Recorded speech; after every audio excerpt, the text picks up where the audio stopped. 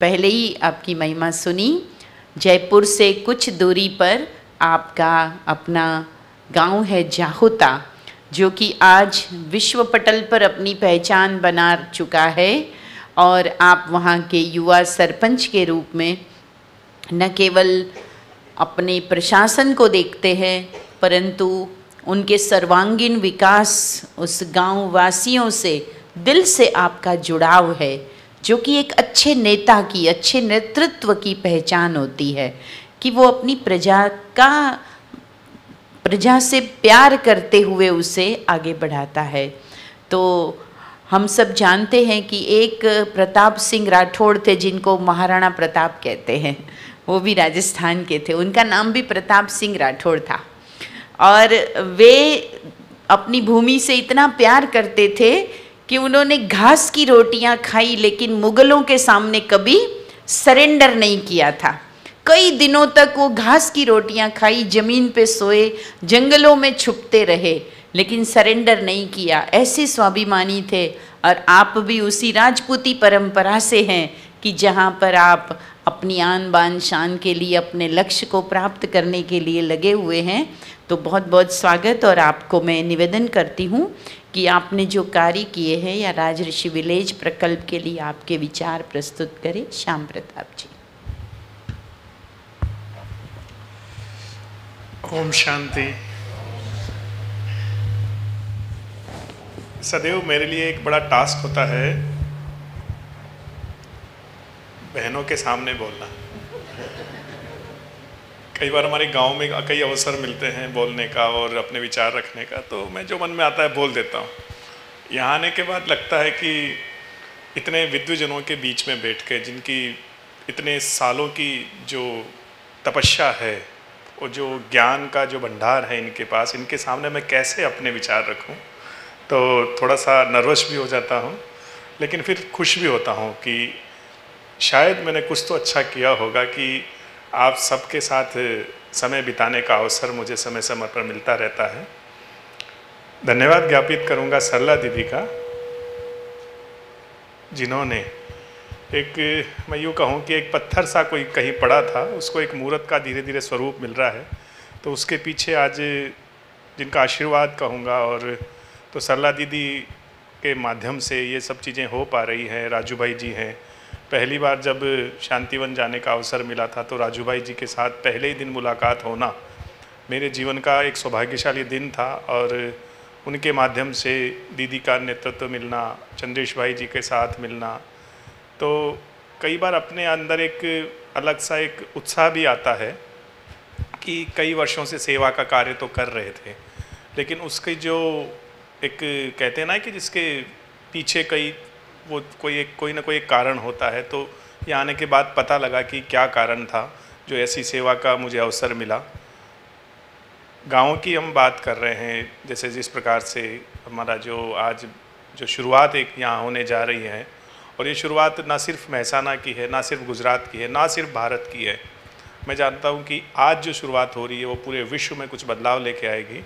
और मेरी शुभकामनाएं हमेशा इस विषय पर कोशिश भी रहती है कि इस विषय पे और ज़्यादा सीखूं, और ज़्यादा काम करने का सदैव अवसर मिलता रहे। तो आज ये जो शुरुआत है, मैं अपनी शुभकामनाएँ देता हूँ कि जिस प्रकार से प्रशिक्षण दाताओं का यहाँ पर प्रशिक्षण हो रहा है, तो आज ये बहुत अच्छी पहल होने को जा रही है। और टिम्बाड़िया सर, जिनसे पहले भी मुलाकात हुई थी ज्ञान सरोवर में, आज भी इनका नेतृत्व हमें मिल रहा है। तो इस प्रकार से जैसा कि बताया कि अभी रविवार था, और मैं भी सरकारी तंत्र के साथ काफ़ी अवसर मिलते हैं, तो हर कार्यक्रम वर्किंग डेज़ में होते हैं, लेकिन सर का भी आभार प्रकट करूँगा कि इन्होंने अपने छुट्टी के दिन यहाँ अपना समय दिया। और आगे भी हम चाह रहे हैं कि इनकी छुट्टी का दिन हमें थोड़ा थोड़ा मिलता रहेगा, और इस मुहिम में इनका मार्गदर्शन भी सदैव हमें मिलता रहेगा। गाँव की जब हम बात करते हैं तो जाहोता गाँव, क्योंकि हम सभी लोग किसी न किसी रूप से गाँव से जुड़े हुए रहते हैं, भले ही हम शहरों में रहें, लेकिन वहाँ पर चाहे हमारा भोजन हो, चाहे हमारे वस्त्र हो, या और ऐसी दैनिक जीवन की कई चीज़ें ऐसी है कि जो हमें गाँव से किसी न किसी रूप में जोड़ के रखती है। गाँव का महत्व दीदी ने बताया कि कितनी बड़ी आबादी गाँवों में निवास करती है, और भारत तो वैसे ही गाँवों का देश है। हर प्रकार से हम किसी न किसी रूप में गाँवों से जुड़े हुए हैं। लेकिन क्या वो गांव वैसे हैं जैसे पहले हुआ करते थे? जो हम गोकुल गांव, बरसाना गांव की जो बातें करते हैं, तो क्या वो गांव क्यों आज ऐसी स्थिति में चले गए, हमारे सबके लिए एक सोचने का विषय है। और कैसे वापस वो गांव गोकुल बने, उस दिशा में हमें छोटे छोटे कदम उठाने की आवश्यकता है। ये एक दिन में, मुझे नहीं लगता एक दिन में होगा, लेकिन ये जो शुरुआत हुई है, तो हम कहते हैं कि starting is well half done. जब एक कार्य की शुरुआत हो जाती है तो आधा काम तो उसी दिन हो जाता है। तो मुझे तो खुशी है कि आज आधा काम तो आज ही हो गया, और अब धीरे धीरे ये काम पूर्ण होता जाएगा और हमारे सारे गांव गोकुल गांव बनेंगे। कई बार हम शहरों में भी जाते हैं, शहरों के जो जीवन है वहाँ पर हम जाते हैं, भले ही हमारी मजबूरी वहाँ जाने की होती होगी, चाहे उसमें हम रोजगार को लेके जाते हैं, शिक्षा को लेके जाते हैं, लेकिन कहीं ना कहीं हमारा मन गाँव की तरफ रहता है। चिंता शहर में बैठा हुआ व्यक्ति भी गाँव की करता है, लेकिन वो जुड़ नहीं पाता। आज हम शहरों में बहुत बहुत बड़े बड़े मकान बना लेते हैं, बड़े घर बनाते हैं, लेकिन आंगन दिखाने के लिए तो हमें गांव ही आना पड़ता है। बच्चों को अगर देखना है कि आंगन क्या होता है, तो वो शहरों में आज आंगन नहीं बचे। तो उसी प्रकार से आज गाँवों के लिए हम काम कर रहे हैं।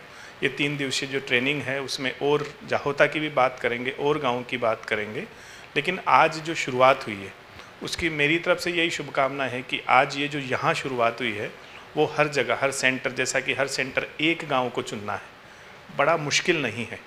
कई बार हमें लगता है कि कैसे गांव वापस वैसे हो पाएंगे, बहुत आसान है।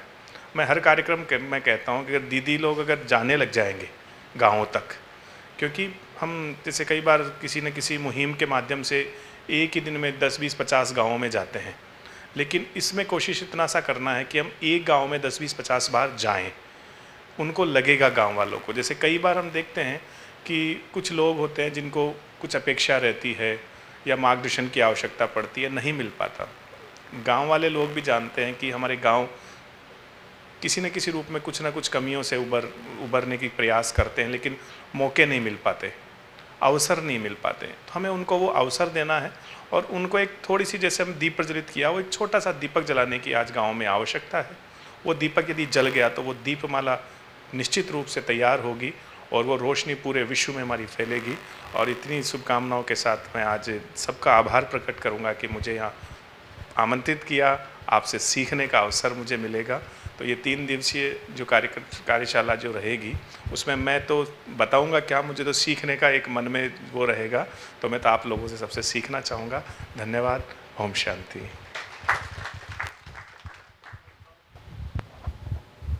बहुत बहुत धन्यवाद श्याम प्रताप भाई जी। आप प्रैक्टिकल में अपने गांव के उदाहरण के साथ में बहुत सी बातें हमें और भी अगले सेशंस जो आपके रहेंगे उसमें बताएंगे ही।